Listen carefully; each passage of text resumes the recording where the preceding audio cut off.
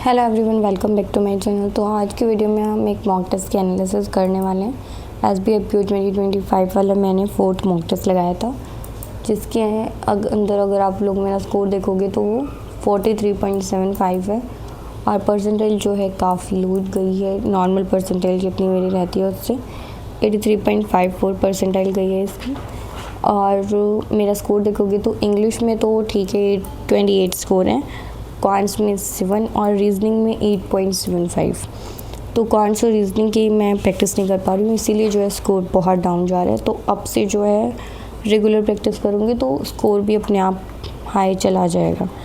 तो obviously guys इसमें बहुत ज़्यादा इम्प्रूवमेंट की ज़रूरत है।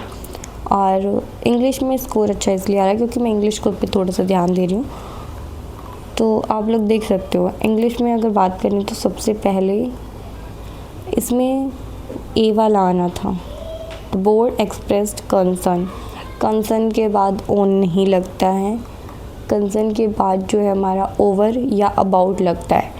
तो ये चीज़ उस टाइम पे मुझे ध्यान नहीं आई थी, कंसर्न ओन सही लग रहा था इसलिए मैंने इसको मार्क नहीं किया। तो ये चीज़ याद रखनी है, कंसर्न के बाद ओवर या अबाउट लगता है। और इस क्वेश्चन में सी में मिस्टेक है, he was finally promoted to the position आएगा, टू द पोजीशन, ठीक है। उसके बाद और भी एरर डिटेक्शंस हैं। एरर डिटेक्शन की बात करें तो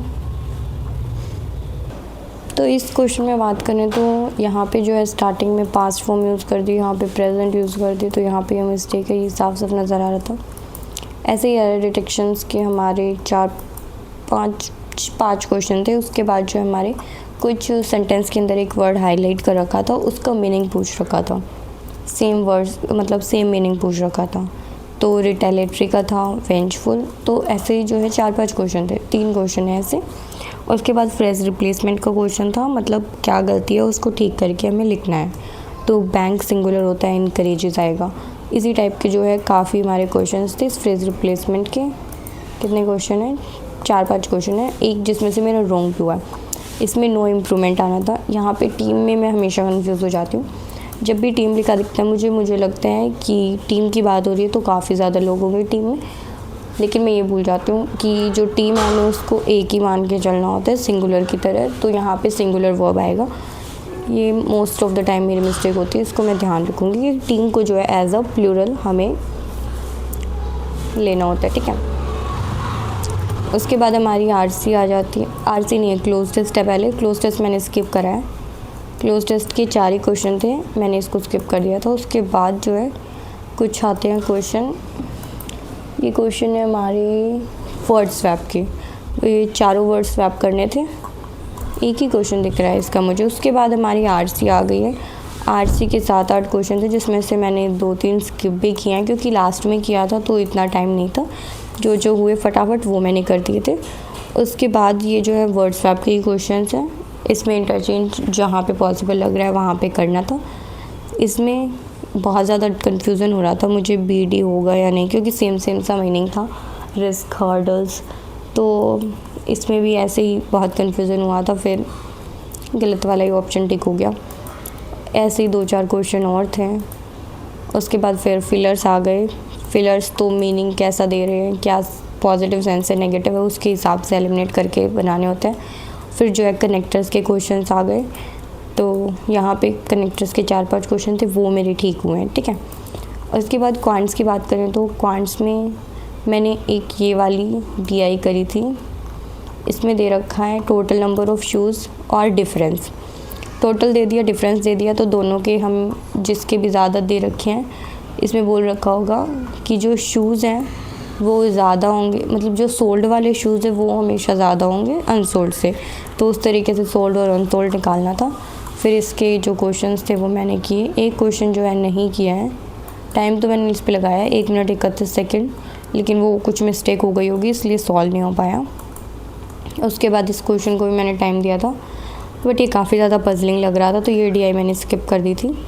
फिर मैं नेक्स्ट पे गई थी। फिर बीच में अर्थमेटिक के क्वेश्चन थे, मैं सोचती हूँ बाद में करूँगी, लेकिन अर्थमेटिक करने का टाइम नहीं मिलता।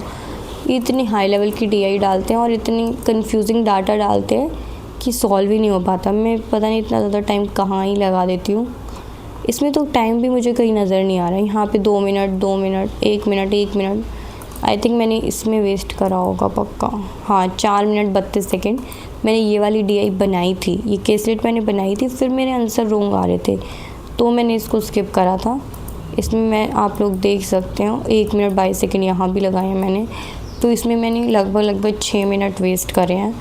तो उसके बाद कॉन्फिडेंस वैसे ही डाउन हो जाता है। फिर अप्रॉक्सीमेशन के क्वेश्चन थे, इनको किया, एक क्वेश्चन ये रह गया, इसका आंसर कुछ और ही आ रहा था, तो कहीं मैंने मिस्टेक कर दी क्योंकि टाइम मुझे दिख रहा था इतना कम रह गया है, तो उस केस में मिस्टेक हो जाती है। और रीजनिंग में भी किसी न किसी पज़ल में मैं स्टक कर जाती हूँ और उस पज़ल की वजह से पूरा ख़राब चला जाता है। इसमें आप देखो कि ये पज़ल तो 3 मिनट में ही बन गई थी। ये 6% दे रखे हैं, एक के बाद एक जा रहे हैं, और इसमें ऐसा डे वगैरह कुछ नहीं दे रखे, सिर्फ नॉर्मल बोल रखा है 6% है, एक के बाद एक जा रहे हैं, और प्लेस बता रखा है कि कहाँ कहाँ जा रहे हैं। तो ये तो जल्दी बन गई थी 3 मिनट 25 सेकेंड में। फिर एक ये वाली मैंने बनाने की कोशिश करी थी, 7 मिनट 5 सेकेंड मैंने इसमें वेस्ट किए हैं, लेकिन इसके मेरे गलत बनी थी, बन तो गई थी बट कुछ ना कुछ मैंने कहीं कुछ पढ़ने में मिस्टेक कर दी, तो उसकी वजह से गलत हो गई है। उसके बाद 4 मिनट 53 सेकेंड, 8 मिनट वहाँ, 7 मिनट वहाँ और 4 मिनट 53 सेकेंड, मतलब आप 5 मिनट लगा लो, 7 और 5 12 मिनट तो मैंने इन दो पज़ल्स में वेस्ट करी है।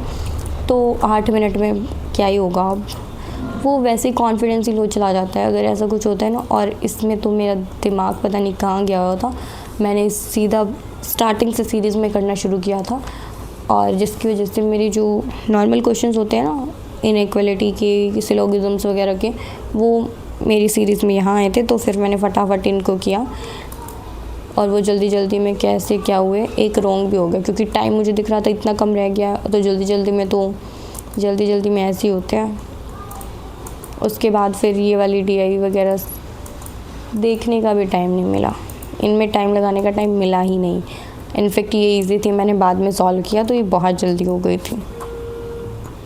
इजी तो वो भी होंगी, लेकिन क्या होता है कि वो प्रेशर की वजह से नहीं हो पाता, कहीं एक पॉइंट गलत पढ़ लेते हैं तो फिर मिस्टेक हो जाती है, तो हमें थोड़ा सा ध्यान से पढ़ना होता है। और पहले इनइक्वालिटीज़ वगैरह के, मतलब मिसलेनियस जो भी टॉपिक्स होते हैं ना, उनके क्वेश्चन सॉल्व करना बहुत ज़रूरी है, उससे थोड़ा सा कॉन्फिडेंस आएगा। 4-5 क्वेश्चन ही हो बेशक, 30 में से 6-7 क्वेश्चन भी अगर हमारे मिसलेनियस के मिल रहे हैं हमें, तो पहले उनको अटेंड करो।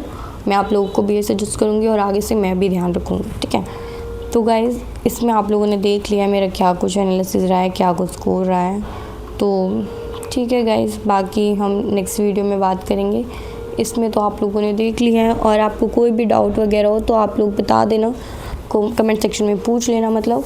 और अगर ये वाला मॉक टेस्ट आपने लगाया था तो इसका परसेंटाइल या स्कोर आप लोग कमेंट सेक्शन में ज़रूर बताना, ठीक है। अच्छे से आप लोग अपनी तैयारी करते रहो, डेली नहीं, अभी 2 दिन में एक बार आप SBI PO का मॉक टेस्ट ज़रूर लगाओ, ठीक है, और इसका एनालिसिस भी करो अपना स्कोर बूस्ट करने के लिए, ठीक है। All the very best guys for your upcoming exams.